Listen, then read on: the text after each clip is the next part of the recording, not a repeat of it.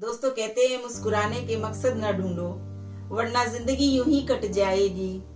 कभी बेवजह भी मुस्कुरा के देखो, आपके साथ साथ जिंदगी भी मुस्कुराएगी। ऐसी ही एक कहानी ऋषिकेश में गंगा जी के किनारे एक संत रहा करते थे जो जन्म से ही अंधे थे और उनका रोज का नियम था कि वो शाम के समय ऊंचे ऊंचे पहाड़ों में घूमने के लिए जाया करते थे और भजन करते रहते थे। एक दिन उनके एक शिष्य ने उनसे पूछा, बाबा आप हर रोज इतने ऊंचे ऊंचे पहाड़ों में घूमने के लिए जाते हो, वहां बहुत गहरी गहरी खाइयां भी हैं और आपको आंखों से दिखाई नहीं देता, तो क्या आपको डर नहीं लगता?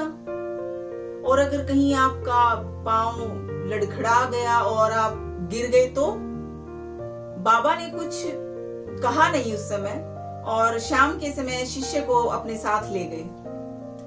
पहाड़ों के जब वो बीच में थे तब बाबा ने कहा शिष्य से कि जैसे ही गहरी खाई आए तब मुझे बताना। दोनों चलते रहे और जैसे ही गहरी खाई आई तो शिष्य ने बताया कि बाबा गहरी खाई आ चुकी है। बाबा ने कहा मुझे इसमें धक्का दे दो। अब तो शिष्य जो थे इतना सुनते ही सकपका गए और उसने कहा, बाबा मैं आपको धक्का कैसे दे सकता हूँ? मैं हरगिज ऐसा नहीं कर सकता। आप तो मेरे गुरुदेव हो और मैं तो ऐसा अपने शत्रु के साथ भी नहीं कर सकता। इतनी गहरी खाई में मैं किसी को नहीं धकेल सकता।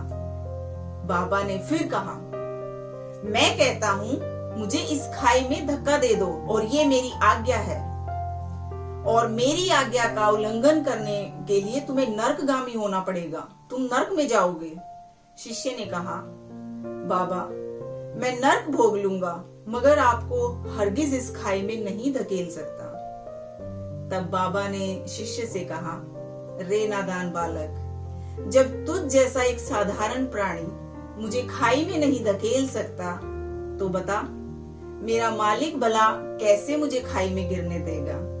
उसे तो सिर्फ गिरे हुओं को उभारना आता है, गिरे हुओं को उठाना आता है। वो कभी भी किसी को गिरने नहीं देता।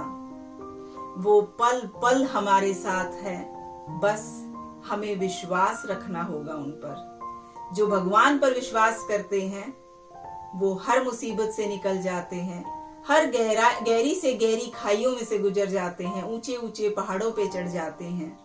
बस विश्वास पक्का होना चाहिए।